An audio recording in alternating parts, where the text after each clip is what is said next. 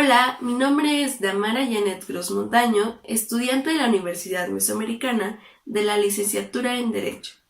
Les voy a hablar sobre la estructura histórica de la división de poderes. Esto, en la materia de Derecho Administrativo, el catedrático que imparte dicha materia es el licenciado Julio César Lávida Díaz. Recordemos que la división de poderes se encuentra en el artículo 49 de la Constitución Política de los Estados Unidos, el cual nos dice en su primer párrafo que el supremo poder de la Federación se divide para su ejercicio en legislativo, ejecutivo y judicial. En su artículo 50 nos dice que el poder legislativo de los Estados Unidos mexicanos se deposita en un Congreso General que se dividirá en dos cámaras, una de diputados y una de senadores. Ahora bien, nos vamos con la época prehispánica. En la época prehispánica, el concepto de división de poderes en legislativo, ejecutivo y judicial, principio fundamental que rige actualmente en nuestro país, no existió en los pueblos mesoamericanos. Las funciones específicas del ejercicio del poder, tales como la facultad de dictar leyes, hacerlas ejecutar y aplicarlas en casos concretos, estuvieron concentradas en manos de un solo hombre, el Tlatoani. El Tlatoani, como representante de la divinidad, fue supremo gobernante, el máximo juez, legislador y administrador, a la vez que el más alto dignatario militar. No obstante, este delegaba multitud de funciones en una serie de órganos especialmente creados para el desarrollo de tales actividades, como lo fue el caso del aparato jurídico formal encargado de la impartición de justicia.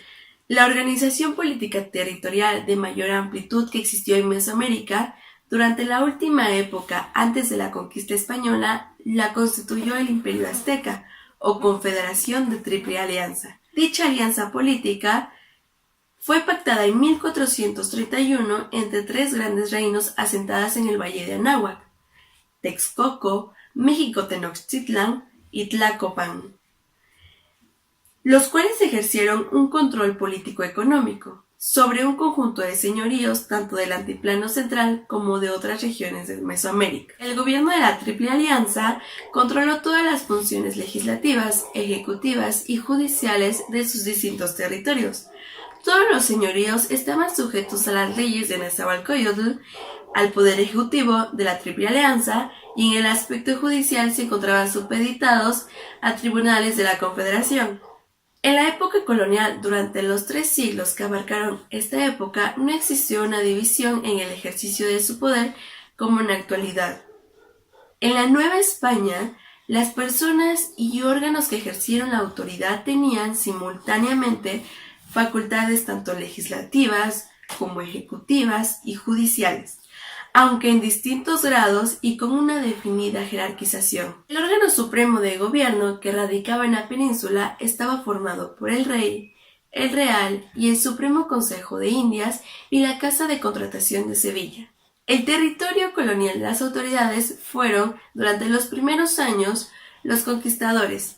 A partir de 1527, el órgano superior de gobernación fueron las audiencias, y desde 1535 el virrey. En el siglo XIX, la división de poderes es uno de los principios políticos más importantes del constitucionalismo moderno, pues es una institución jurídico-política dinámica que en el transcurso de la historia ha variado de acuerdo a la época y el lugar. Durante la Guerra de Independencia, el primer antecedente de lo que ahora es la división de poderes se encuentra en el 5º punto de los Sentimientos de la Nación, documento elaborado por José María Morelos el 14 de septiembre de 1813. La Constitución de Apatzingán de 1814, considerada como la primera constitución política elaborada en lucha por lograr una nación libre y soberana, en su artículo 11 establece lo siguiente. 3 son las atribuciones de la soberanía: la facultad de dictar leyes, la facultad de hacerlas ejecutar y la facultad de aplicarlas a los casos particulares. Para 1843, la Junta Nacional Legislativa redactó otra ley suprema, las Bases Orgánicas, las cuales establecieron de nueva cuenta el sistema centralista. El poder público fue dividido en legislativo, ejecutivo y judicial, aclarando que no podrían reunirse dos o más poderes en una sola corporación o persona.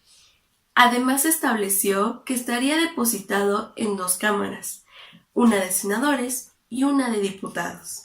En enero de 1876 se proclamó el Plan de Tuxtepec, que pugnaba por la no reelección, desconocía el gobierno de Lerdo de Tejada y establecía como la ley suprema la Constitución de 1857.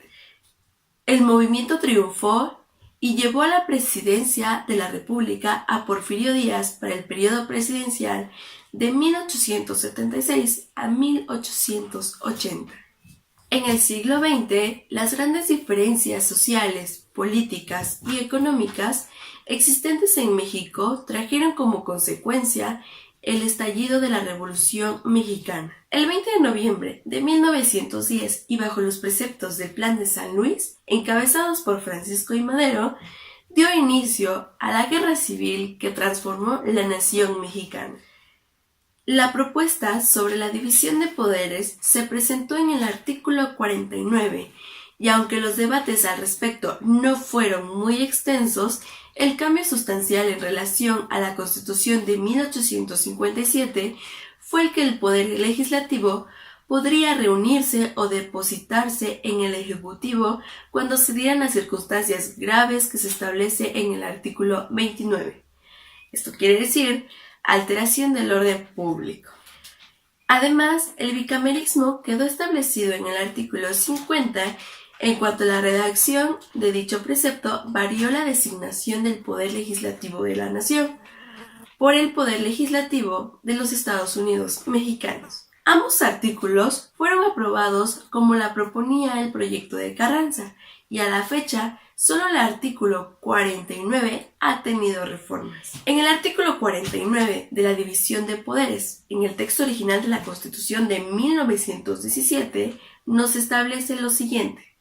El supremo poder de la Federación se divide para su ejercicio legislativo, ejecutivo y judicial. No podrán reunirse más de estos poderes en una sola persona o corporación, ni depositarse el legislativo en un individuo, salvo el caso de facultades extraordinarias al Ejecutivo de la Unión conforme a lo dispuesto en el artículo 29. Y bueno, esto fue un poco sobre la estructura histórica de la división de poderes. Muchas gracias, hasta luego.